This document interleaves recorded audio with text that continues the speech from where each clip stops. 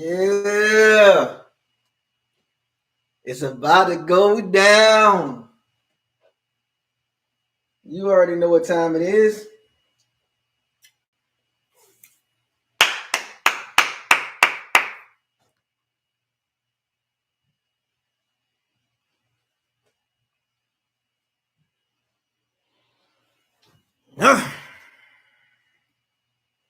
It's quarantine time. What's up? What's going on? I need more dogs. I want no cats. Meows. It's quarantine time, folks. What's up? This is BucosLocker coming to you again. That's right. Y'all see the shirt. No risk it, no biscuit, baby. It's draft time. We about to have a little conversation. We on quarantine time. We on quarantine time, baby. My band is checking in. Shouts out to Perry Mathis, Ryan, Brent O'Neill, Ron Allen. What up, man? Brains Game, Malcolm. What up, man? Austin, Chill Will, Kent Jackson, Roland Brown, John. Nice life. Band is checking in. That's right, man. You already know what it is. Give me a little quarantine taste, man. Tampa Bay bust down. Yeah, this is BucosLocker, man. Sandoval 813, man. Shouts out to Smack, URL TV. We on real buck time. But anyway, welcome to BucosLocker. Subscribe to the channel, like the channel, share the videos. If you feel like you want to donate to the channel, the donation links are in the description box. CashApp, Venmo, PayPal, BucosLocker. That's how you reach out to donate. CashApp, BucosLocker, or PayPal, BucosLocker, or Venmo, BucosLocker. Cali Buck, what up, man? Welcome to a quarantine edition of BucosLocker. I'm here with my bandits in the chat room. They're filling up the chat room already. And as you join this chat room, make sure you like the video, because we got some stuff to talk about. And my tablet is about to die. But okay.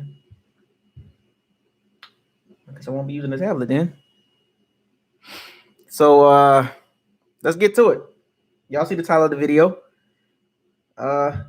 Draft talk. The topic of discussion is draft talk. The draft is coming up this week. Around the corner, matter of fact. I'm excited. Very excited. And I'm very curious to see how this works out. And we're going to talk. I got to get my little information ready. We're going to talk about this O-line. This O-line. Build the trenches. The big four. The big four. What's up, Tyler? Let's get it popping. We about to take this off. We are unquarantined. We are unquarantining right now. I like the way the mask to kind of remind y'all to wear y'all PPE. Make sure y'all wear y'all PPE. Make sure y'all safe out there in the coronavirus, man. But we about to talk. We about to talk O-line. We about to talk about the big four. We are. It's gonna be a little fun one. It's not gonna be a long video. But this is my series of videos about the draft. Tomorrow will be the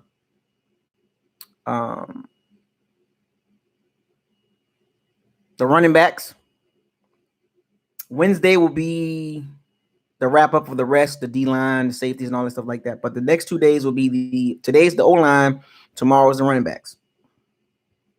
But let's kick it off.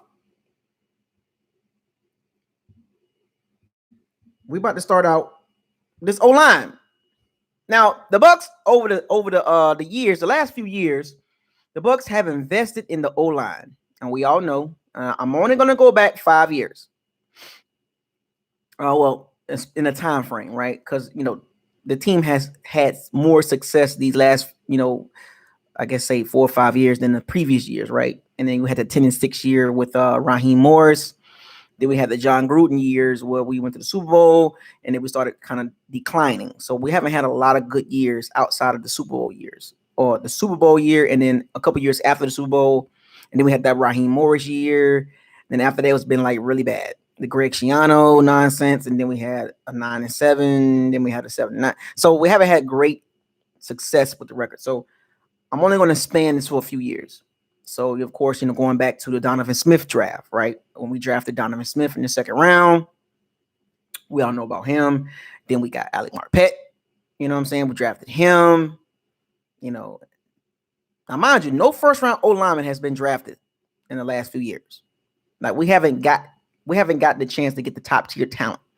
Like a couple years ago, we could have got Quentin Nelson, but the Colts, the savvy organization they are, with their front office, drafted Quentin Nelson. Now Quentin Nelson is all pro. We ended up getting, what we got. So it's kind of like sad that, can you imagine Ali Marpet and Quentin Nelson at the guards? Oof. That right side would have been solidified. You know what I'm saying? Kind of in a sort of way, right? But we haven't drafted any first round O lineman for some strange reason. Jason Light obviously don't like to draft linemen in the first round because he feel like they can develop linemen in later rounds. Donovan Smith, Ali Marpet, Alex Kappa, and we picked up a couple free agents. We had DeMar Dotson for a long time. We had Donald Penn, we had, Kenyatta Walker. These are linemen that we've had, over the years. Jeremy Zuda, even Evan Dietrich Smith. Not top tier linemen. These are not Pro Bowl linemen. I think the Donald Penn has been the only Pro Bowl lineman in the last, I guess you could say last 10 years that we've had. I mean, besides Ali Marpet. I'm sorry. No disrespect, Ali Marpet. But Ali Marpet, Donald Penn, was it Zuda was pretty good as a center. He was a versatile lineman. What was the other guy?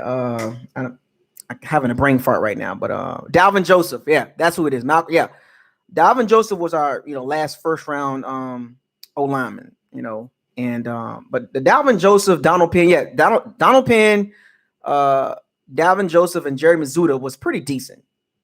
But after that, when we let Donald Penn go and we didn't re-sign him, he went to the Raiders and actually had a couple more good years with the Raiders, which we could have held on to Donald Penn a couple more years. I think it was a money thing. They wanted to move on. But Donald Penn had a couple more good years with the Raiders that we could have used him at left tackle. Actually, to be honest with you, Donovan Smith actually played better than Donovan Smith. I mean, Donald Penn in his heyday was better than Donovan Smith, right? I mean, it's not saying a whole lot, but at least Donald Penn had some success. Donovan Smith has been stagnant. What up, Fred? But first round O lineman, man, we haven't had any luck since Dalvin Joseph. And this franchise has been hurt by not drafting O lineman in the first round or not getting top tier talent. Remember, everything starts in the trenches. Running game, passing game. It's like the O lineman is like the engine. It's like if you look at the engine block, right? You got your pistons, you got your valve, you got your carburetor or your throttle body, fuel injection, all that stuff. So the O lineman is like the heartbeat. Because without an O line, the quarterback will get hurt, the running ain't not going to be successful, and you're not going to score any points. You're not going to be able to move the ball. The O line is vastly underrated because people are so enamored with the quarterback situation, and the running back and the receiver. But the O lineman don't get any love. But the last few years, the O lineman value has risen even higher now. Because it used to be you got to get one O lineman. You got to get that premier left tackle. And everybody else you could just fill in. But see, now you got to have two tackles. You got to have a left tackle and a right tackle, and a center that can kind of make sense. And then your guards don't have to be elite, but they have to be good enough. Now, the guards have become a hot commodity. Now, you don't overpay for guards, right? But you see what the Jacksonville Jaguars going through right now. Andrew Norvell, top-rated guard, making a lot of money, and the Jaguars trying to get rid of him. New England, Joe Thuney, they franchised him. Belichick trying to move Joe Thuney. So you don't put a whole bunch into guards. You don't pay guards a lot of money. We did. We paid Ali Marpet. He deserved it. He was our best O-lineman. So what did you expect, right? When your guard is making a lot of money, or was the highest paid O-lineman, it's kind of like, what's wrong with your left tackle situation? Remember, folks, left tackle is a top 3 position to have in the NFL. And if you are struggling at left tackle, that means your protection on your blind side of the quarterback will struggle. And the function of the offense will struggle. And Donovan Smith hasn't been the most. Like, he hasn't done a lot. He's done enough because he's very durable, because, you get paid for being on the field. The Bucs paid Donovan Smith because he's durable. Now, I don't see good franchises or even great franchises paying somebody because they're durable, because they're able to be on the field. It's one thing to be on the field, but it's another thing to be on the field and not really produce. Now, there is some people that will defend Donovan Smith and say, he's not that bad, and this and that, this and that, this and that. He only gave up, this and that, and he only gave up 6 sacks and all that. Then why do we still got to draft O-lineman? If Donovan Smith is not bad, if he's actually pretty good, then why is the left tackle situation still in question? You don't pay for durability. You pay for production. Remember, there's a difference between bad franchises and good franchises. And you look at the O-line. And I know. But year after year, for the last 4 or 5 years, 6 years, 7 years, O-lineman has always been the topic of discussion with the Bucs. The Bucs need to upgrade the O-line. The Bucs need to add some more pieces of O-line. Every year, go back and look at the draft needs for the last 5, 6, 7 years. Go back and look at the draft needs. Not one year that the NFL media, even some of the Bucs fans, have said, the Bucs are great. We don't need no O-lineman. We are good this year. Every year, it's always, we need an O-lineman. We need to upgrade the O-lineman. So Jason Light, Donovan Smith, Ali Marpet, Alex Kappa. If you compare those 3 guys to other 3 guys around the league, the only guy that we can really say that we can put out in front is Ali Marpet. I know some people like to say, we got Ryan Jensen, right? Well, Ryan Jensen wasn't homegrown. The Ravens drafted Ryan Jensen. He played very well with them, but then they looked at the situation and they said, we're not going to pay you that money. The Ravens is a very good organization. Ozzie Newsome, Eric DeCosta, they made very good decisions. They made a decision not to pay Ryan Jensen the money because he had one good year. They drafted him. They didn't want to pay him. They was like, we good. And what is very interesting with the Ravens, their running attack has been always top notch. Strange, right? They let Ryan Jensen go, but the Ravens running game has gotten better. And I'm not saying Ryan Jensen is a bad center. He's not. He's not bad. His first year was horrible. Missed a personal foul after the play. Personal foul, number 66, 15-yard penalty. Repeat second down. Like, what are you doing? Ryan Jensen was a personal foul machine. After the play, his rugged play. I know he liked to play aggressive and he liked to let people know don't mess with the quarterback. But you have to be able to contain your emotions. Now, he did a better job last year. He actually improved. He rated, since people like to use PFF, he rated at 70, he rated at 70 or 70.6, something like that, PFF. So he graded out in the green, which is pretty good. So our only two O-linemen that actually graded over 70 was the center and the guard.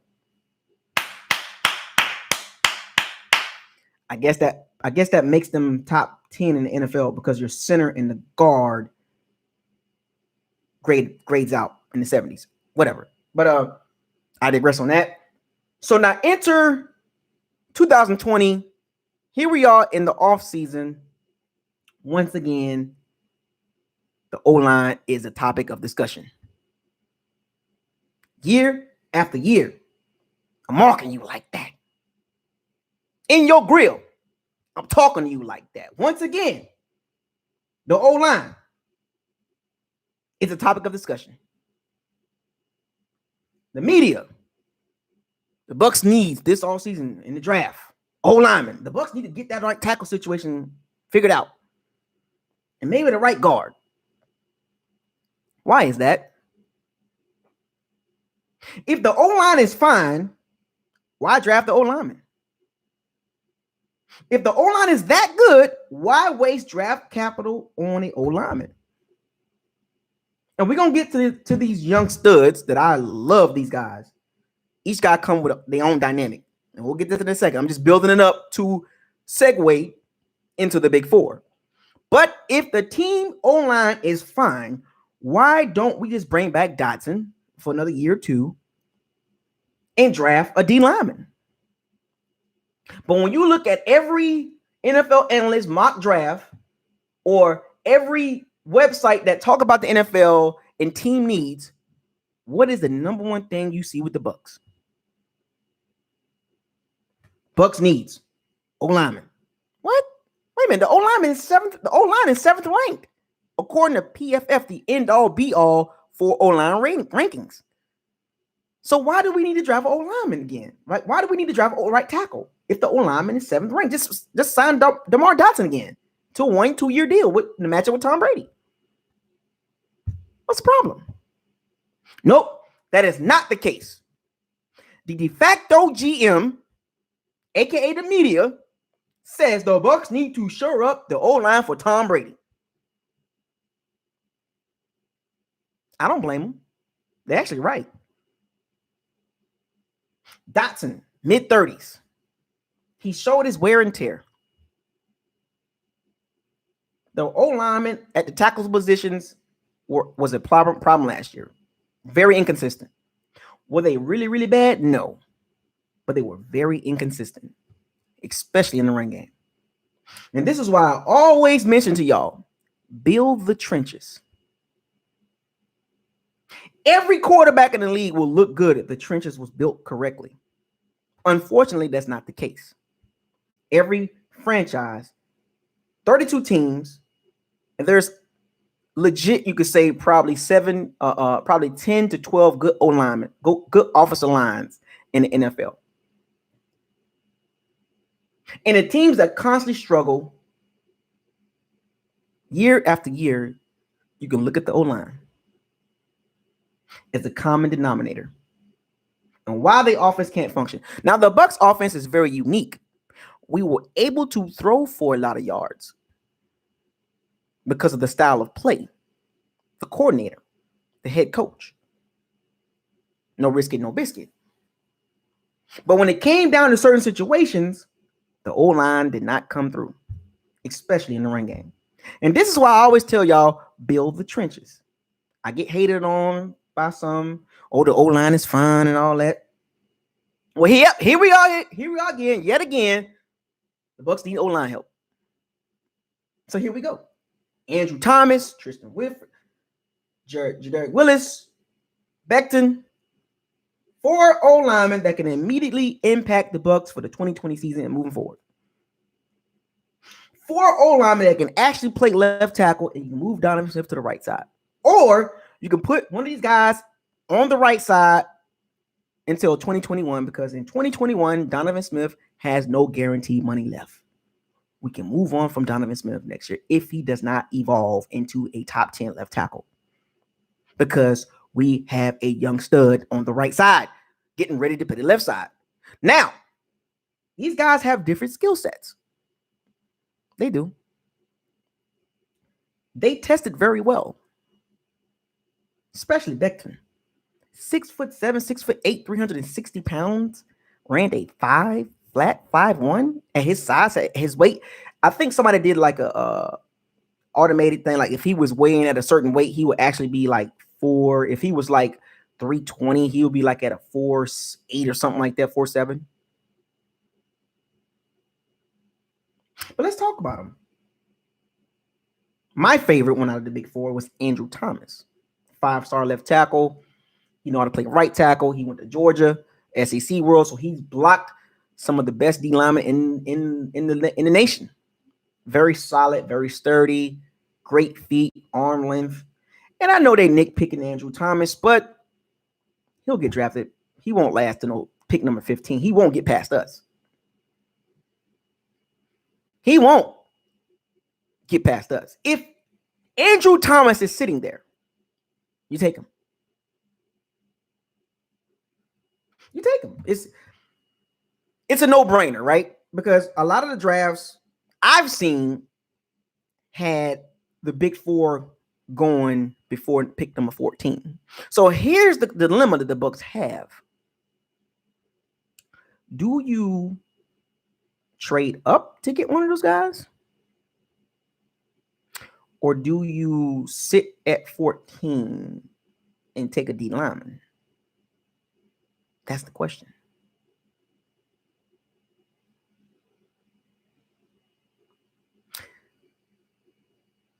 You know how I feel about this. Get one of the big four at all costs. You gotta protect Tom Brady. That right side of the O-line needs to be solidified. Alex Kappa got to improve, so you get some competition for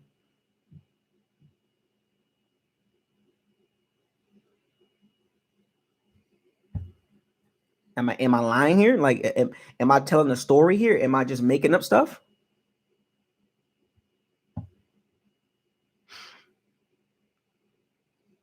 I'm not a draft expert, but I love football. And this year, with the Bucs, the moves they made, the very little bit of moves they made, Shaq Barrett, JPP, Tom Brady, re-signed a couple guys. You go get the right tackle. I don't care about you drafting an old lineman in the first round for the next coach. Are you trying to win Super Bowl or what? No. We're just going to draft the old lineman in the second and third round. What? So there's a possibility, knowing Jason Light's history, that we miss out on the old lineman and 3 out of the 4 become Pro Bowlers. All pros. And here we are in 2021-22 talking about we could have got one of those guys. So the Bucs need to trade up and get one of those. Package a deal. Your pick and OJ Howard. And if you want to keep OJ Howard, your pick in one of that. Take one of them 4th rounders. Swap. Get in front of the Browns, the Jets.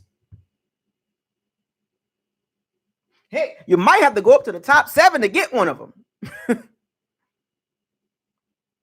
The Cardinals. Yeah, exactly, Malcolm. The Cardinals, the Browns, the Jets. They all need tackles. The Giants, to protect Daniel Jones, to protect Sam Darnold, to protect Kyler Murray, protect Baker Mayfield. 4 teams that need left tackles. You go get one of them. Find a way to get in front of one of those teams. If not, going to be asked out. Excuse my language. Now I know some people. Somebody just brought up Stephen Quintana brought up Trent Williams.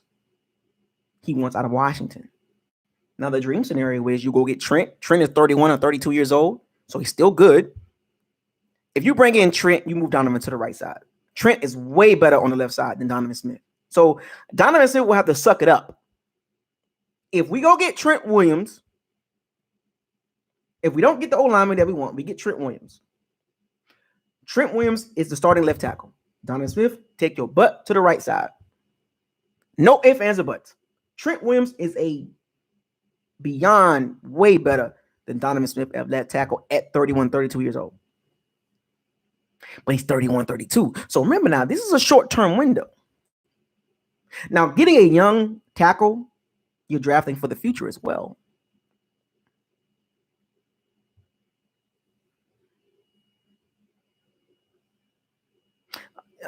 You know, Jason Light has missed on some major picks.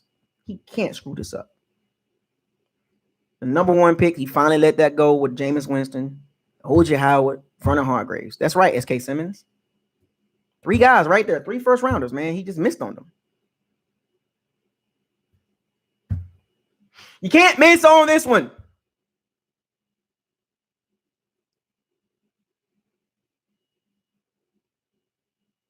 Get a tackle.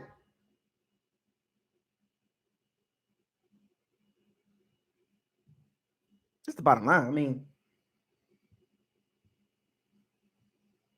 6'5", 320 pounds, Andrew Thomas. My personal favorite. I watch tape on him. I watched him every Saturday. SEC land. I'm an SEC guy, so I know about Trent. I know about Andrew Thomas and Jadarick Willis. I know about both of them. Now the Iowa Tristan Wirfs, whatever his name is. I can't pronounce his last name, but I didn't watch too much Iowa tape, but I watched his highlights. Pretty good. Louisville had a weird offense. Mekhi Becton. But he actually blocked good. But then you got a wild card named Josh Jones from Houston. That is the wild card that people have brought up a few of those times I've spoken about it. Josh Jones from Houston. That's a wild card. Then you got that guy from Boise State. But these are second tier guys. They're not elite. They're not cream of the crop. Now, the O-line depth is there, but you have to be aggressive to get one of the best ones. If you want to succeed in the NFL, you have to build the trenches. It's probably one of the best O-line drafts in the last few years. It's top heavy. It's not even just top heavy. You got 4 elite prospects based on combine and tape, right? And they're not just combine guys. These guys got good tape. But then you got a second tier of O-linemen that's actually pretty decent. That a few of those guys might evolve into a really good O-lineman. Pro Bowl, All-Pro. So if you had to add up the depth of the O-line, you can get a good O-lineman in between rounds 1 and 3. Like you can get starting tackles and guards between rounds 1 and 3. Well, guards round 2, round 3, but tackles, you can get a tackle in round 1, 2, or 3. It just depends on what you like and what team needs is. But the Bucs team need is right tackle. Now, that's my opinion. Remember now, what I'm speaking right now is my opinion. What I feel like the Bucs should do: get the right/left tackle. I mean, the Colts. But matter of fact, the Colts did it. Remember when the Colts drafted was it Brayton Smith and Quentin Nelson? They went back to back. If the Bucs go back to back, I wouldn't be mad because the running back class is deep. If they was to get a running back in the 3rd round, Anthony McFarland, Antonio Gibson, if they go back to back O-linemen, I wouldn't be mad. I can't get mad at that because I've been harping on O-linemen for the last 3-4 years. We don't want another Quentin Nelson situation.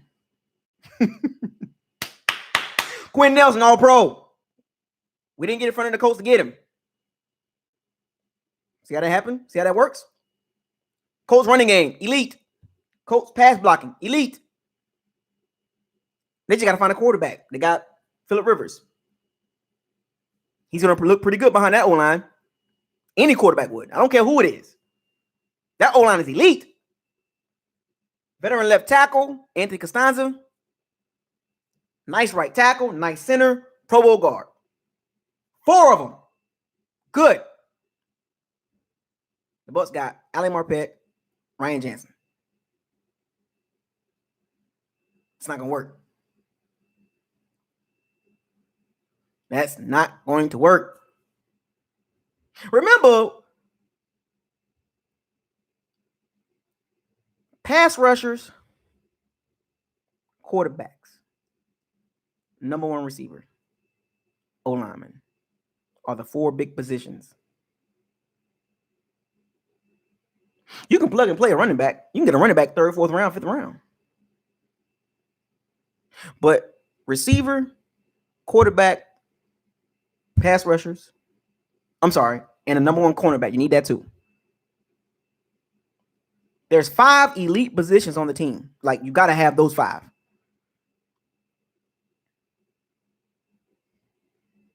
Quarterback, Brady. Elite. Receiver, Godwin Evans. Elite. Cornerback, question marks. Left tackle, question marks.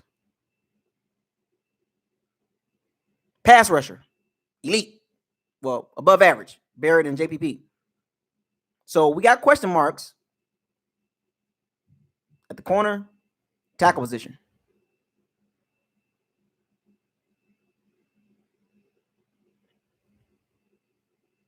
Got to get a tackle.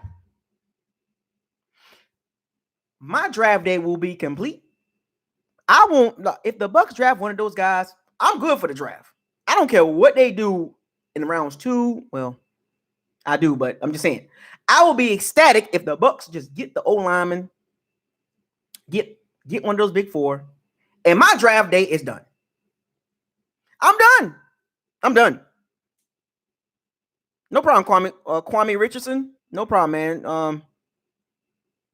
No problem, man. I try to make the videos and help people out, man. I know people probably bored and got nothing to watch about football and everything and all that. But I'm going to do a draft video too. Live too, baby. Y'all going to get to see the whole experience. I'm going to be crunk too. Oh, I'm going to be crunk. Oh, I'm going to be crunk. I'm going to be crunk. Yeah.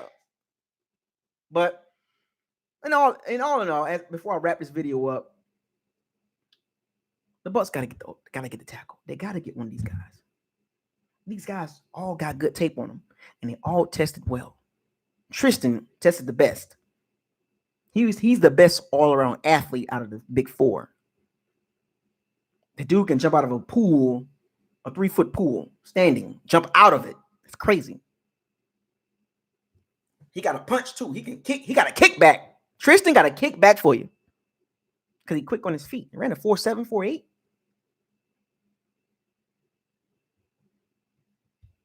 That guy. So it just depending on what flavor do you want? Do you want an athletic tackle? You get Tristan and Jadaric, right? You want an all-around guy?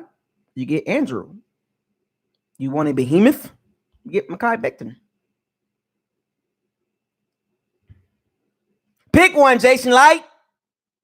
You better not mess it up. I'm telling you right now.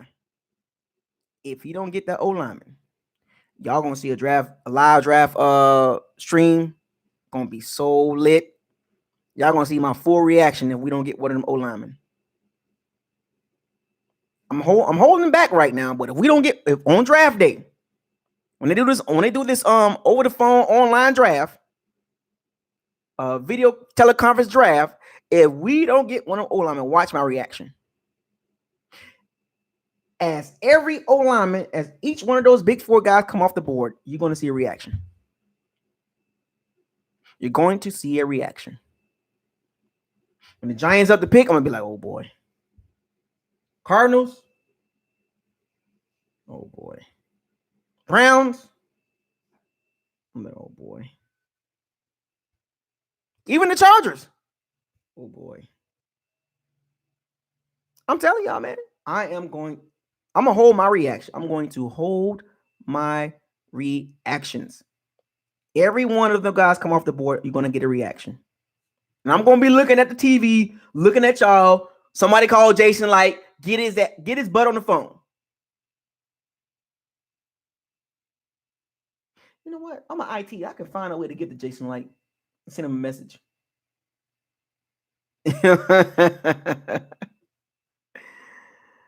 But you know, I mean, teach his own. Fred, I'll be talking about the running backs tomorrow, not today.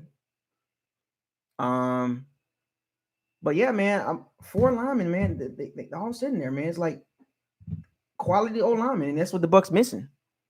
Outside of Marpet being a Pro Bowler and Ryan Jansen being an average, a little bit above average center.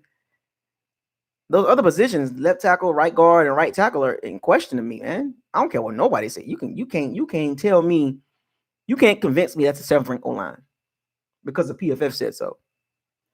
What my eyes tell me, we need a right tackle / left tackle. That's what my eyes tell me.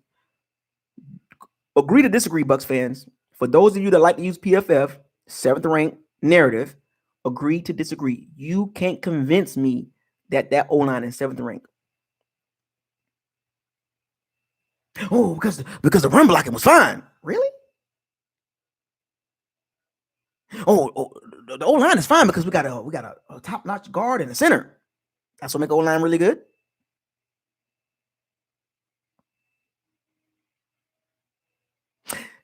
Chill, Will. Now, and I mentioned this before about Tom Brady. Tom Brady is very passionate when he plays football.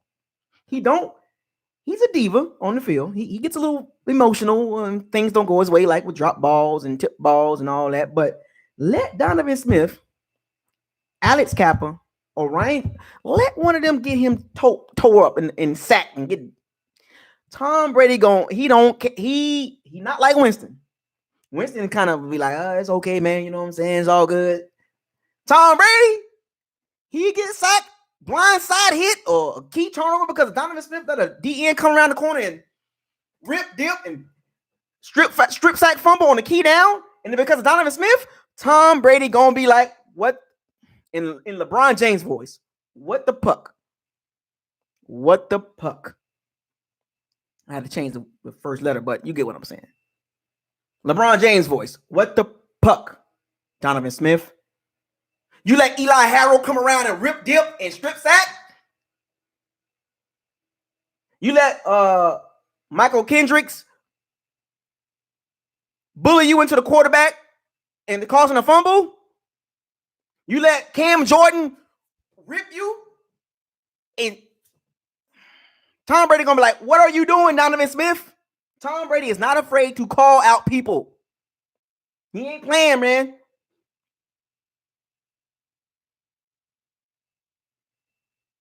Tom Brady on a mission.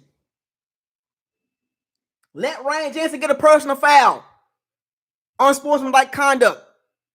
Tom Brady gonna be like, what the hell are you doing? We done seen Tom Brady get to the sideline like,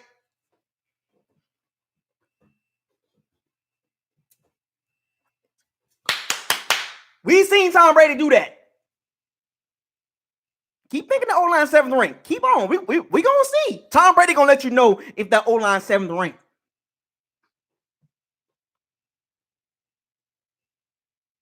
Tom Brady gonna let you know if that O-line 7th rank. Just pay attention, folks. Pay attention to Tom Brady and his reaction when he gets sacked. Because of Donovan Smith, or because of Alex Kappa, or because of Ricky right tackle, because that's gonna happen. You know what I'm saying? But I'm telling you, Tom Brady trying to get the Super Bowl. He's trying to win without Belichick, and that O-line will be the key.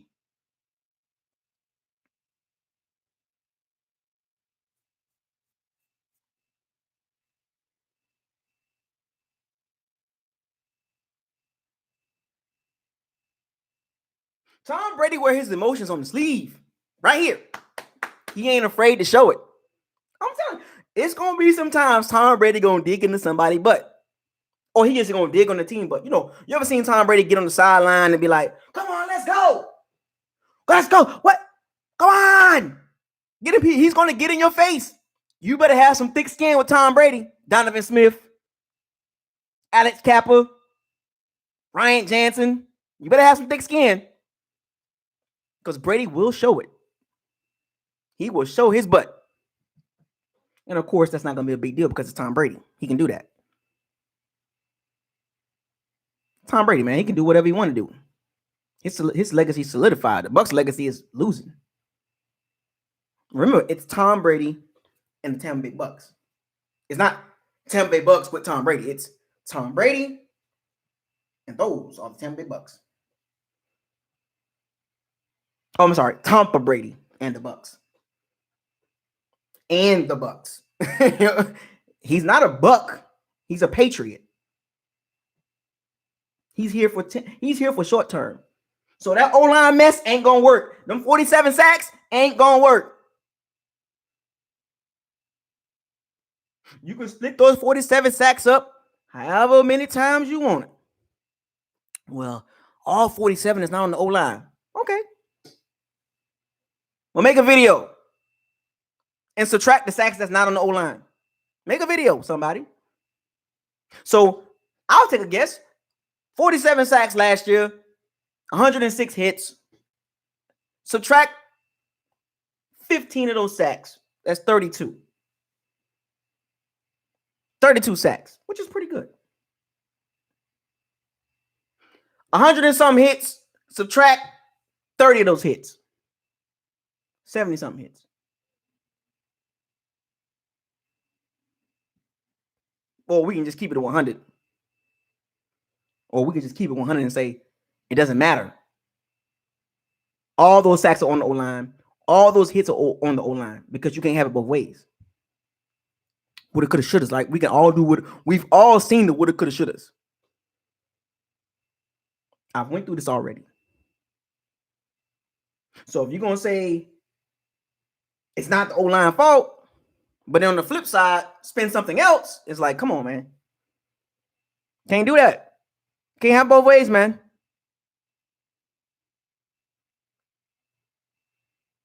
The O-line will be the key to Brady's success offensively. And remember, the O-line affects the running game and the passing game. Without that, remember, we just seen it last year. We just seen how ineffective the running game has been. Remember, over a 16-game season, people like to use the overall number or between all three backs, and it was like 1,700 yards, and you know it was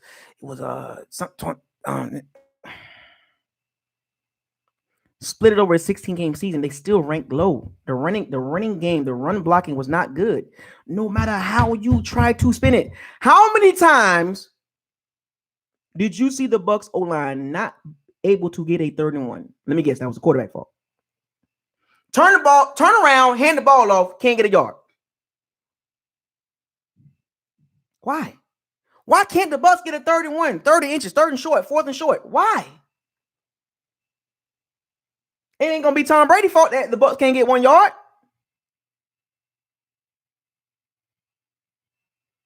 We're gonna see this year, folks. We're gonna see how this O-line functions.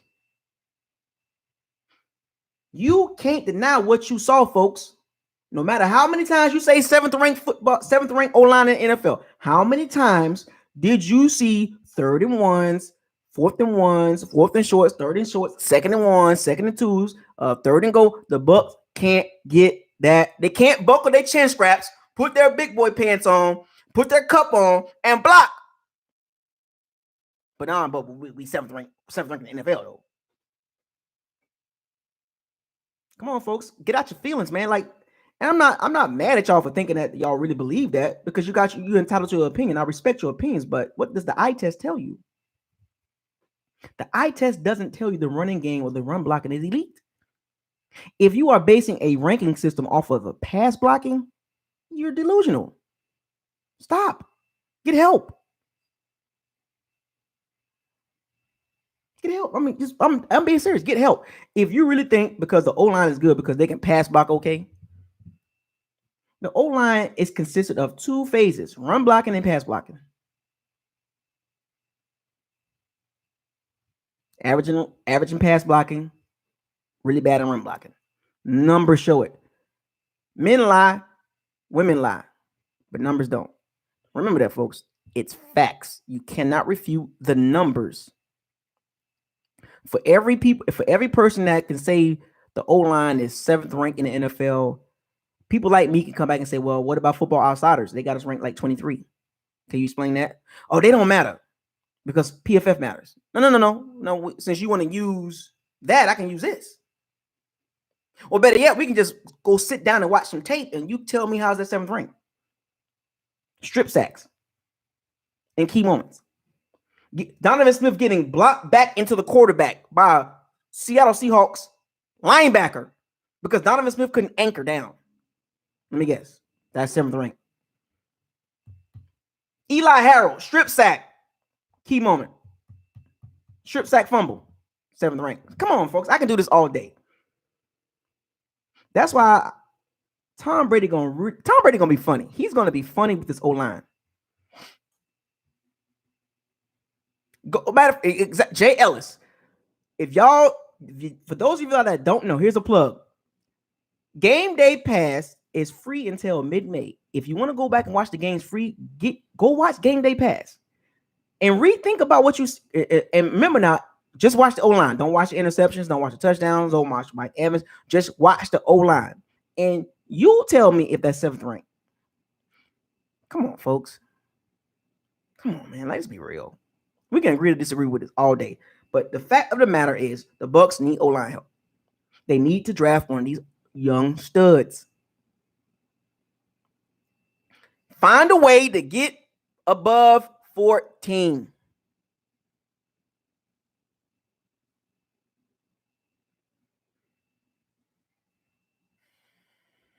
Find a way to get one of these guys. Willis, With, Becton, Thomas. Those are the targets. The targets. Get to the chopper. Get one of those O-linemen.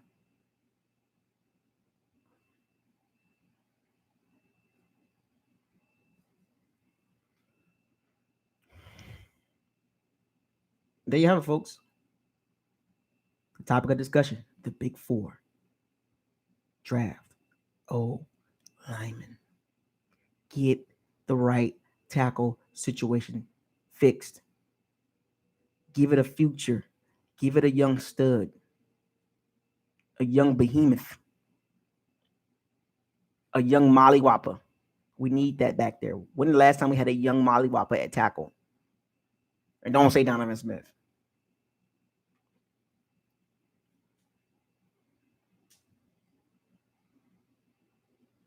Because I believe one of these 4 guys are better than Donovan Smith right now. Where Donovan Smith was as a rookie, those guys are leaps and bounds ahead of Donovan Smith as a rookie. So that tells you Donovan Smith at the 5th year is pretty much on the same level as these 4 rookies at tackle. If the Bucs draft Andrew Thomas, my personal favorite, you play Andrew at the left tackle. You put Donovan Smith to the right. Remember, the Saints, the reason why the Saints are ahead of us, because they O-line play at the tackle position. You can stick any quarterback in that offense because of those 2 tackles and Eric McCoy, that center. Any quarterback can thrive with Sean Payton with that O-line. We saw Teddy Bridgewater do it. Ryan Ramczyk. The Saints went back into the first round. Got Ryan Ramczyk. They had Armstead and left tackle, elite left tackle. They went back and drafted Ryan Ramczyk, Wisconsin right tackle. Ryan Ramczyk is top 5 right tackle. Facts, right? That's a fact, right? So we can agree with that. Ryan Ramczyk is top 5 right tackle because the Saints were smart enough to. Mickey Loomis and Sean Payton was, we need a right tackle. Let's trade back in the first round and give up a future pick and get the O-line solidified because this is a good guy to fit. Jason, you better do the same thing. Get the right tackle solidified. Armstead, McCoy at center, Ryan Ramczyk, 3 areas. Right tackle, left tackle, center. Yeah, they got Andres Pete. He's serviceable. He's all right. 2 tackles and a center. and it got a decent couple guards. There's a couple decent guards. Saints running game, elite. Saints pass blocking, elite. Did you see Shaq Barrett line up against Ryan Ramczyk and Armstead? Struggling.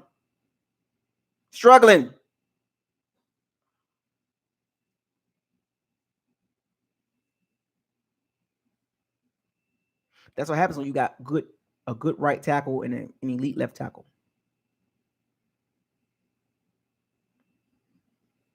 See, folks, I could talk about the O-line all day because that's what matters to me right now.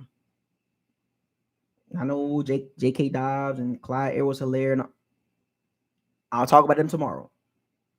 But for Tom Brady's sake, Alex Kappa needs to improve. He needs to take another step. He needs to take that giant leap. Right tackle situation needs to be solidified. That right side is a question mark, along with the left tackle. No matter how you cut it, no matter how many fingers you pointed at the quarterback last year and the last few years, right, left tackle, right guard, right tackle, question marks. Get the O-line fixed. You'll be able to run the ball on 3rd and shorts, 4th and shorts, 2nd and 2s. And those are the facts. Running game is still important, no matter how much the NFL try to devalue your running game. You cannot devalue run blocking.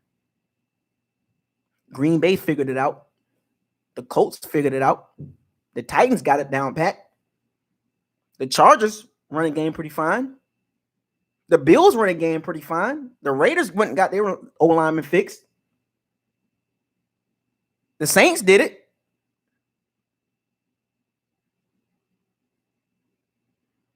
The Cowboys.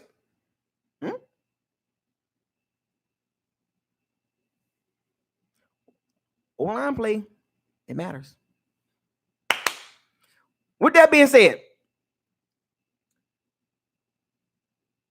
we just talked about the O-line and the Big Four and the opportunity the Bucs have to upgrade the O-line. And maybe the Bucs need to double back in the later rounds and get another one, a guard. Since Jason Light liked to draft Division III guys, how about you have a Division I guy that's actually productive, like Cervinka from Clemson at guard, to push Alex Kappa a little bit, right? You can't never have enough competition at guard.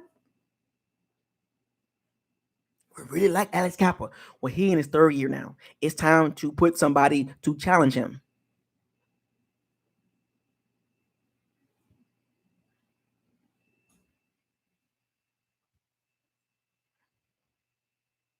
I know somebody was like, somebody made a good point, and I had no comeback for it because it was a fact. But the Chiefs, the Kansas City Chiefs, they won the Super Bowl, and their running game was not that good. Their running game ranked a couple of spots above the Bucs. True indeed. That's fact. I can't refute that. But when the Chiefs needed a running game, when Patrick Mahomes was struggling, Damian Williams was able to sustain the offense running the ball. They was able to line up and run the ball in the Super Bowl. The great Patrick Mahomes needed a running game to win the Super Bowl. He threw 2 picks, by the way. 2. And he still won. The running game helped him get his bearings together, and he was able to start passing the ball. See how that works? See, you can say that the running game don't matter until the time when you need it.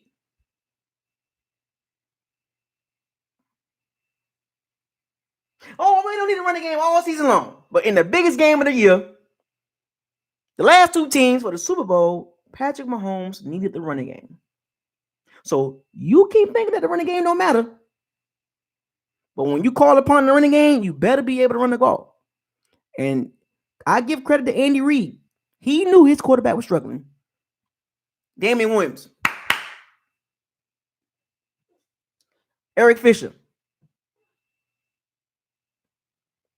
Mitch Morse, block. He had 109 yards. What, 2 or 3 touchdowns? When it mattered. See the key word? When it mattered. Damian Williams came through when the biggest game of the year. The great Patrick Mahomes needed that O-line and that running back. Because, Patrick Mahomes can win it by himself, right? Wrong. Running game help, defense help, and the quarterback came through. He threw 2 picks, by the way, folks. 2.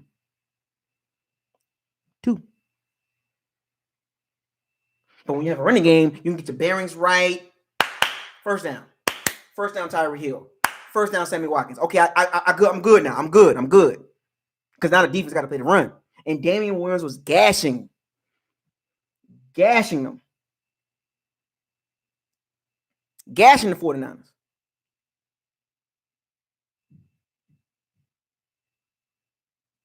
Go back and watch Super Bowl, folks. Go back and watch Super Bowl. It's all facts. Anyway, so with that being said, draft the O-lineman, man, which will help the running game. Matter of fact, draft 2 of them. One in the first round and one in the 4th or 5th. If you ask me,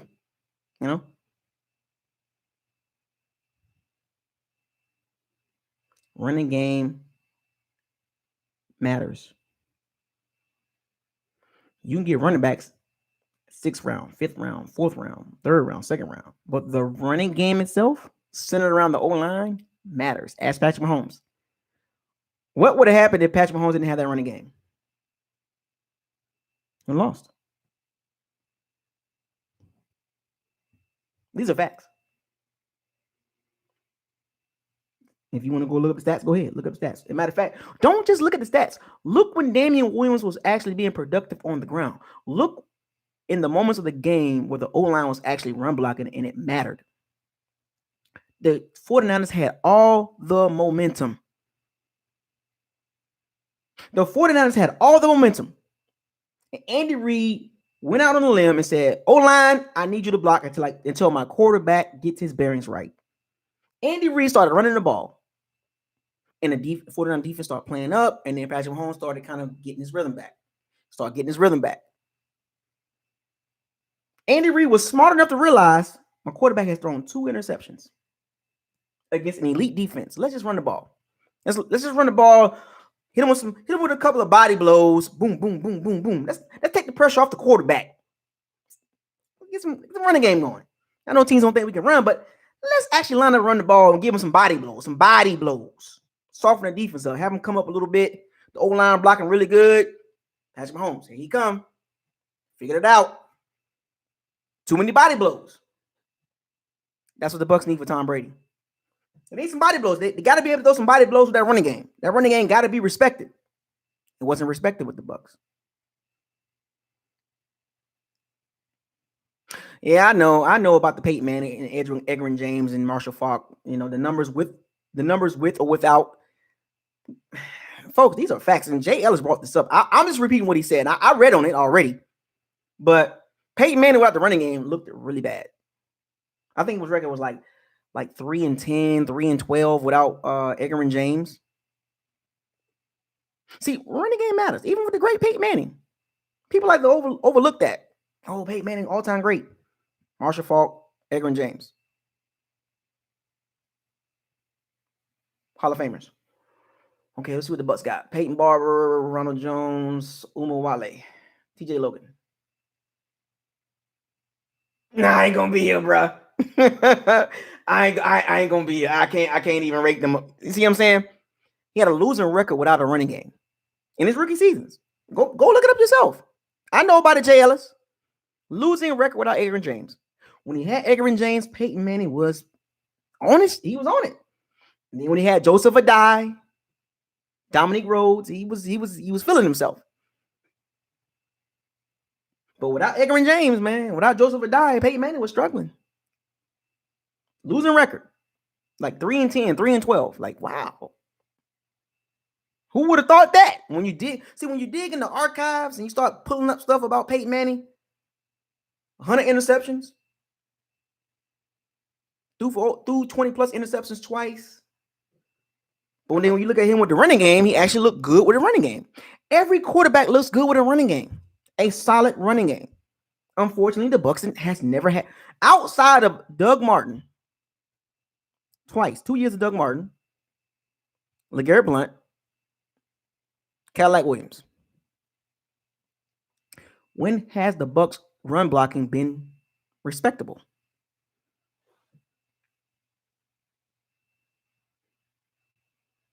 Chris Sims, Josh Freeman,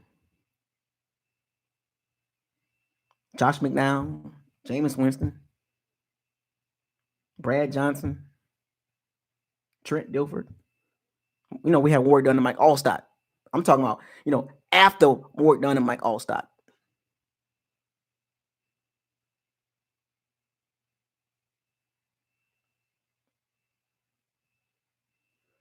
Cadillac Williams, Garrett Blount, Doug Martin twice.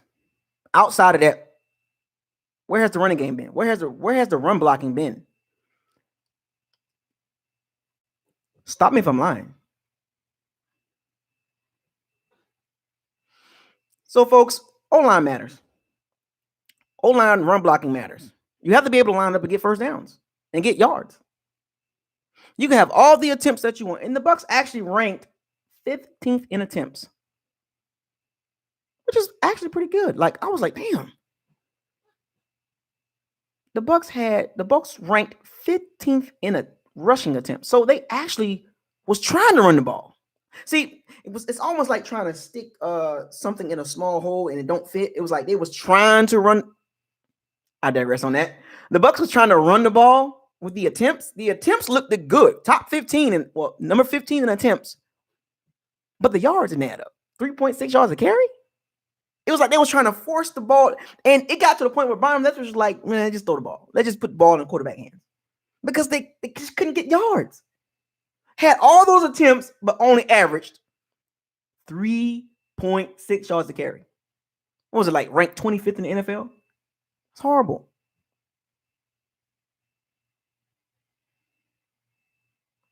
Ranked 15th in attempts. So they was trying to run the ball, run block. But the yards didn't connect with the attempts. See how that works? The yards per carry was horrible. The power run percentage was horrible. The stuff percentage, stuff meaning running backs getting tackled at the line of scrimmage or behind the line of scrimmage, was one of the worst in the NFL. These are facts, folks. Run blocking, the O-line run blocking was not good. It hasn't been good for a long time. Try to spin that one. Oh, no, because the run game wasn't good because.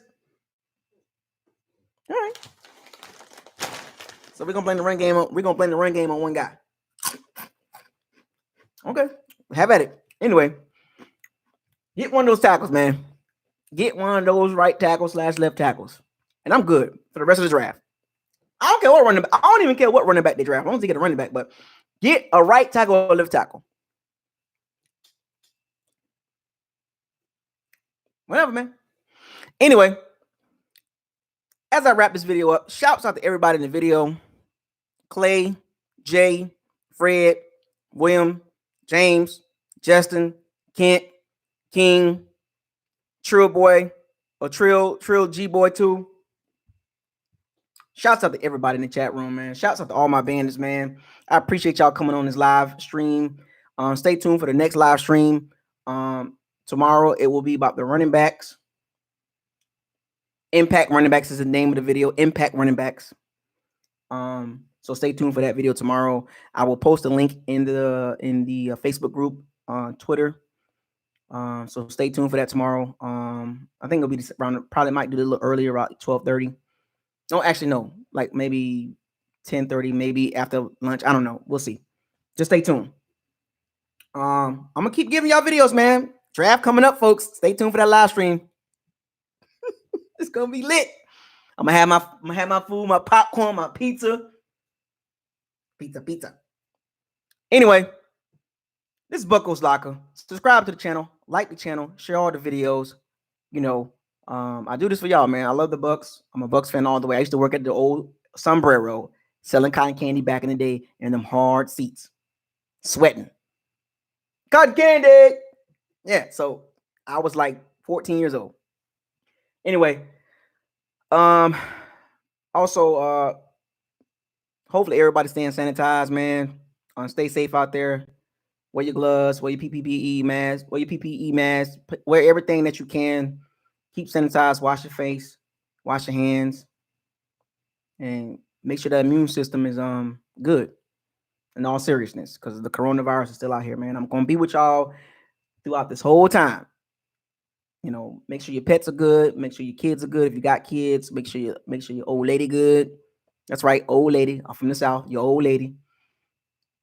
Um, with that being said, man, shouts out to all my bandits, pirates, everybody across the Bucks platforms. Keep doing your thing, man. Stay healthy. I want to see y'all all back for the 2020 season, and I want to see y'all at the draft live stream. Check me out. Coming soon. Fire those cannons. Seize the day. Raise the flag.